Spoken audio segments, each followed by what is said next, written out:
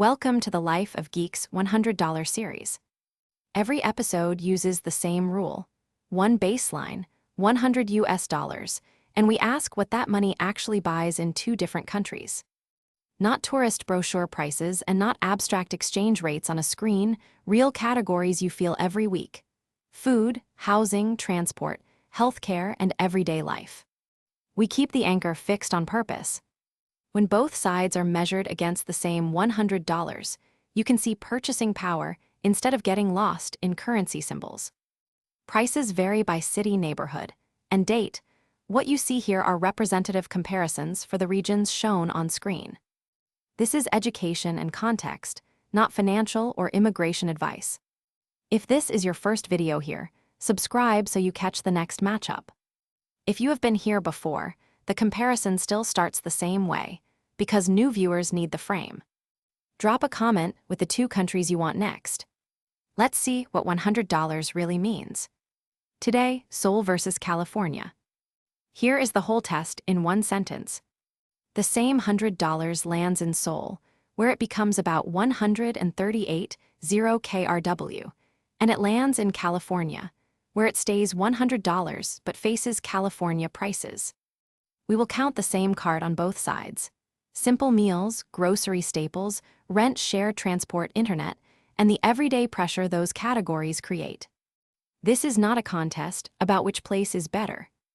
It is a receipt-level look at buying power. Food will show the gap first, housing will keep it honest, and the final scorecard will show where the money stretches and where it disappears. Start with food, because food is the fastest category to feel. In Seoul, a simple local meal in this model is about 11.0 KRW. That makes $100, roughly 13 inexpensive meals. In California, using a $23 meal anchor, the same baseline buys about 4. Those meals are not identical experiences, and quality can vary a lot. But the difference is still sharp. In Seoul, the note can become days of simple eating. In California, it can become a few stops before the receipt starts to hurt. Now move from cooked meals to groceries. Put chicken, eggs, and rice in the cart. In Seoul, $100 can mean about 13 kilos of chicken, 33 dozen eggs, or around 31 kilos of rice, depending on market, quality, and season. In California, the same note is closer to 7 kilos of chicken, 19 dozen eggs, or 25 kilos of rice. This is where the comparison becomes household math. A bigger grocery basket does not solve every problem, but it can change how many ordinary meals you can build. Housing is where the comparison has to slow down. A central one-bedroom estimate around Seoul is about 1,250 KRW per month in this model. That means $100 covers roughly 11% of a month. In California, using a $2,455 rent anchor, it covers about 4%.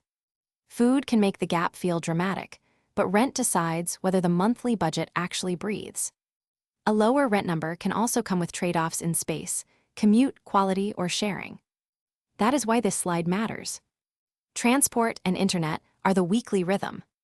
In Seoul, $100 can equal about 222 monthly transit passes or 422 months of home internet on these figures. In California, it is about 144 transit pass and 133 months of internet. California may give you highways, jobs, services, and convenience, but the cash leaves faster.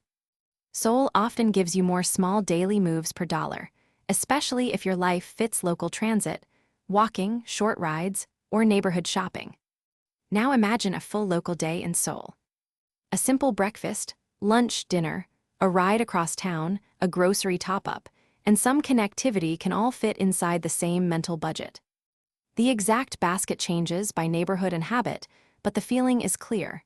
The money gives you options before it runs out. That flexibility is the human side of purchasing power. It is not only how cheap something is. It is how many normal decisions you can make without the receipt taking over the day. Now put the same $100 in California. A few meals, a grocery run, fuel or transit, coffee, sales tax, parking, and one convenience purchase can drain it quickly. That does not mean California makes no sense. Wages, family, schools, companies, healthcare networks, and long-term opportunity can change the bigger picture. But the receipt pressure is real, and many viewers already feel it. The value of this comparison is that it turns that feeling into visible categories. The human context matters here. For Korean and Korean American viewers in California, Seoul is instantly legible. Transit, food, rent, and everyday quality all land on camera fast. A price chart cannot tell you what a neighborhood feels like, what family support changes, or how income compares with local expectations. It also cannot measure safety, commute stress, building quality, healthcare access, or the value of being close to the people you love. So treat this as a buying power comparison, not a judgment of a city or the people who live there. Here is the scorecard. On raw buying power, Seoul stretches $100 across most daily categories. Meals, groceries, internet, and transit go farther. California compresses the same note quickly, especially through rent, restaurants, and services. But this table is a snapshot, not a life decision.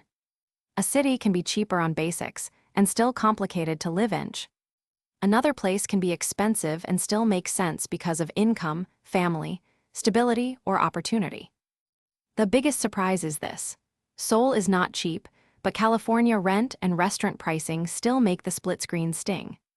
Seoul can make $100 feel larger, especially for food and daily basics.